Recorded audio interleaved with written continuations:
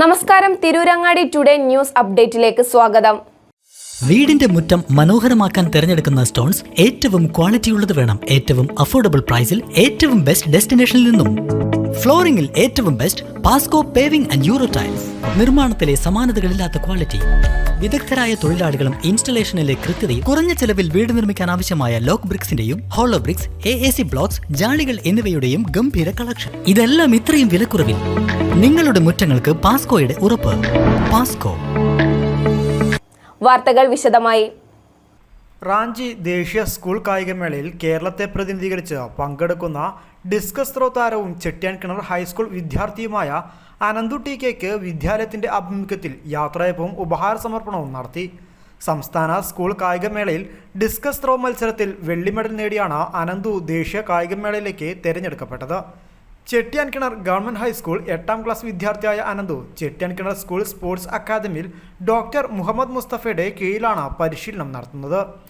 School ഓഡിറ്റോറിയത്തിൽ നടന്ന അനുമോദന പരിപാടി ജില്ലാ പഞ്ചായത്ത് മെമ്പർ യാസ്മിൻ അരിമ്പ്ര ഉദ്ഘാടനം ചെയ്തു. പ്രധാനാധ്യാപകൻ P. പ്രസാദ് ചടങ്ങിന് അധ്യക്ഷത വഹിച്ചു. ഷിയാബ് സാർ വിശദീകരിച്ചു കഴിഞ്ഞു, ഞാനതിലേക്ക് വിശദമായി കടക്കുന്നില്ല.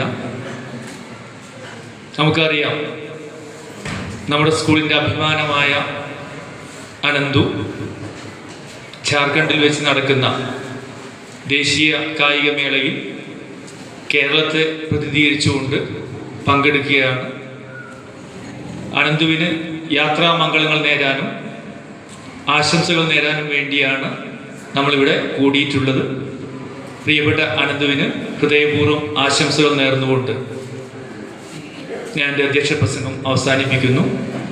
പെരുമണ്ണക്ലാരി ഗ്രാമപഞ്ചായത്ത് പ്രസിഡന്റ് ഷംസു CK, വികസനകാര്യ ചെയർമാൻ ലിബാസ് മൊയ്തീൻ, ആരോഗ്യ വിദ്യാഭ്യാസ സമിതി chairman Musthafa Kalathingal, ward member Safwan Pappali, PTA president Abdul Malik, SMC chairman KP Padmanabhan, principal Daisy CL, VHSE principal Nibi Antony, Dasan TK എന്നിവർ ആശംസകൾ അർപ്പിച്ച് സംസാരിച്ചു. സ്റ്റാഫ് സെക്രട്ടറി ഷിഹാബുദ്ദീൻ കാവപ്പുര സ്വാഗതവും SRG കൺവീനർ റസീന M നന്ദിയും പറഞ്ഞു.